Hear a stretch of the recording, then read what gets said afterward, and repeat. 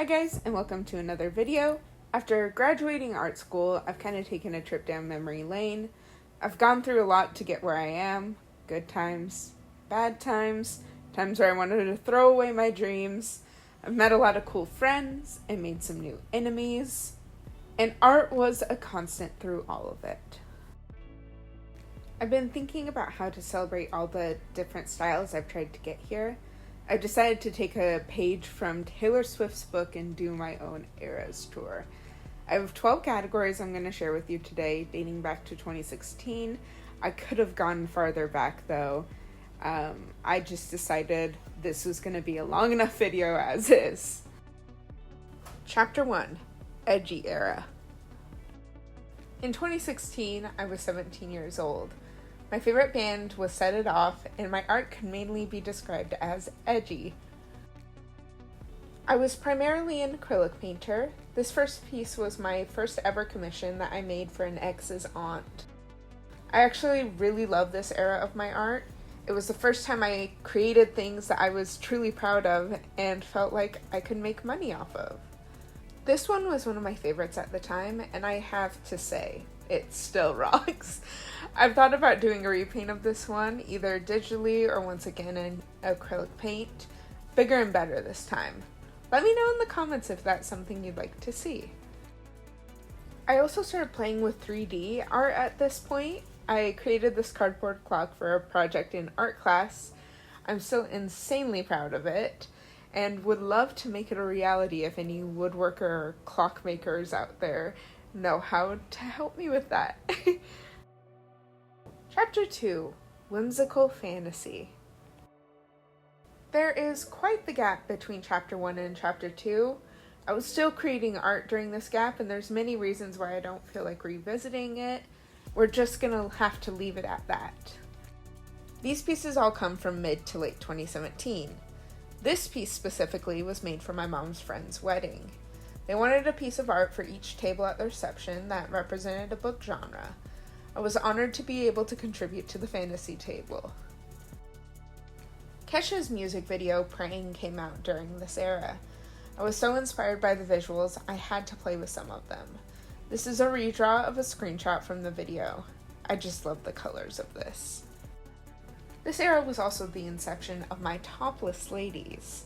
I love drawing soft shapes. Forgetting gender for a moment, round and curvy bodies are just so fun to draw, and so, thus, drawing ladies became a hyperfixation.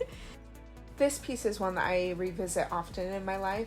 It was based off of the poem titled You Learn by Jorge Luis Borges. Sorry if I'm saying that wrong, I looked it up and I'm terrible at pronouncing names. It was a very formative poem and a very hard time for me. The specific line that inspired this piece was, "So you plant your own garden and decorate your own soul, instead of waiting for someone to bring you flowers." Chapter 3, Pour Art. Something I really got into in 2019 was pour painting. I don't really know why I started, but I fell in love with the messy uncertainty of it. You could control parts of it, like the color or canvas shape, but it was largely out of your control once you put the paint down.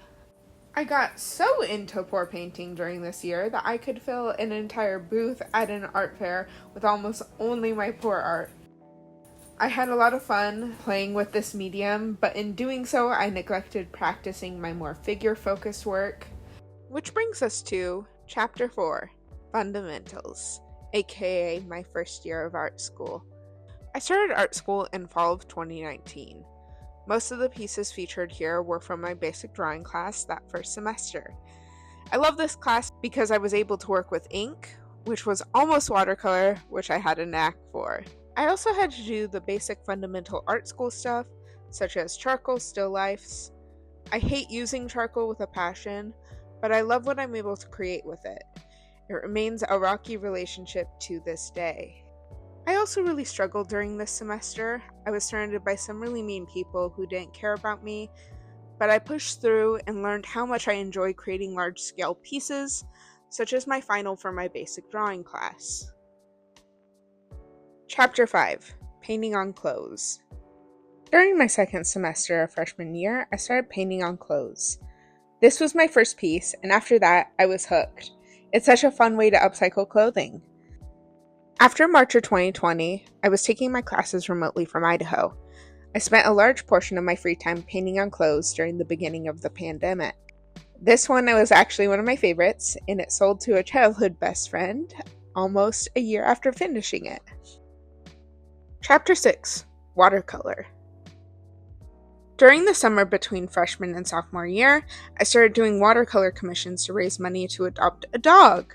I fell in love with the sketchy watercolor style and actually used it for a Golden Doodle Friday series that I want to reinstate. If you want your pup drawn, please send a pic to my Instagram at @solus_illustration.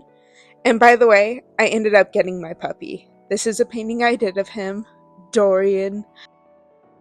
Chapter 7: Clowns. In 2021, my clown obsession started. It began as just an idea for my capsule collection class. I ended up following through with it and created an entire collection of products inspired by clowns. After playing with the clown aesthetic for an entire semester, I couldn't get enough. I started making a clown tarot deck, which is on hold for now, but I may return to it eventually. Chapter 8: Procreate Beginnings. In January of 2023, I purchased my first ever iPad. Previously, all digital art had been created on a Wacom Intuos that I'd hook up to my laptop. Being able to draw on my iPad was truly a game changer for me. The speed at which my art improved went way up, and I think that's mainly thanks to being able to draw so much more, as I could bring my iPad almost anywhere. Chapter 9: Acrylic Painting. During the summer between junior and senior year, I took an independent study. This was a class that I could basically make up myself with the help of a mentor. I wanted to create a gallery show pitch, and we ended up deciding to follow my first love, acrylic painting. The theme of my pitch was gender clown, a term coined for people who identify with clowns as their gender identity. I made pieces that explored parts of myself that I feel gender euphoria in, such as my eyes, my lips, my belly, and my armpits. I also painted and explored my relationship with clowns, which dates back to my childhood. Chapter 10: Senior Year. My senior year, I finally started hitting the skill level I've been striving for all of college. Of course, the goalpost has now moved, but I'm proud of where I am now. I revisited charcoal in one of my classes. The love-hate relationship continues as I love the pieces I made with it, but it is still a sensory nightmare. Chapter 11: Thesis. For my thesis project, I created a line of products based on my characters Selene and Aurora. They are the goddesses of the moon and sun, and they're very gay and in love. I designed a sticker, a tapestry, acrylic standees, and also some acrylic pins, not featured here. I also made a lot of extra pieces featuring them, such as a short comic and some repaints of Pierre Auguste Cotte's paintings. I'm sorry once again for pronunciation. Finally, we have our last chapter. Chapter 12: Me Time. After graduating, I've been creating a lot of art for myself. I've been allowing myself to be imperfect, create product ideas that I like, and making more fan art. These are all things that had been on the back burner most of my college career. I'm super excited for what's to come, and I hope you stick around to see more. Speaking of, please subscribe if you haven't yet already, like this video, and share with your friends if you're willing. I appreciate you all, as always. Have a great rest of your day.